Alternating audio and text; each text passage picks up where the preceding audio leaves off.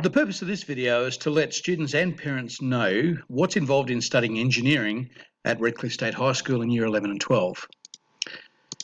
So what is engineering? Well, first of all, I need to make it quite clear, engineering is not an industrial technology subject, so it's not a workshop subject.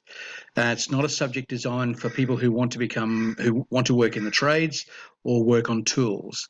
Engineering is essentially a first-year engineering subject that's taught in high school over Year 11 and 12. So it's an academic subject along the lines of physics. So what is engineering? Well, an engineer is a person who designs and builds complex products, machines, systems, and structures. They want to know how and why things work, and they have scientific training that they use to make practical things. So our subject studies aspects of civil and mechanical engineering. And as I said, engineering is not a workshop subject. It's like physics.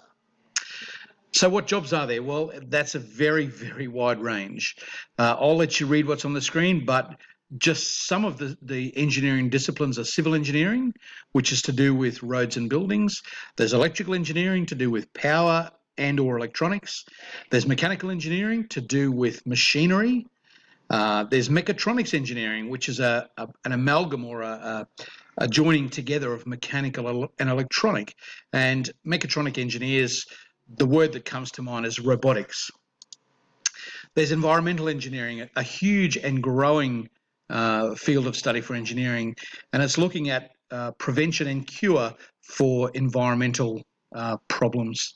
There's mining engineering, which is concerned primarily with the way that we extract minerals from the ground, and chemical engineering, which is, as the name suggests, to do with chemicals, but it's more to do with chemical processes rather than chemistry. Look, that's a very small list of some of the engineering that's around.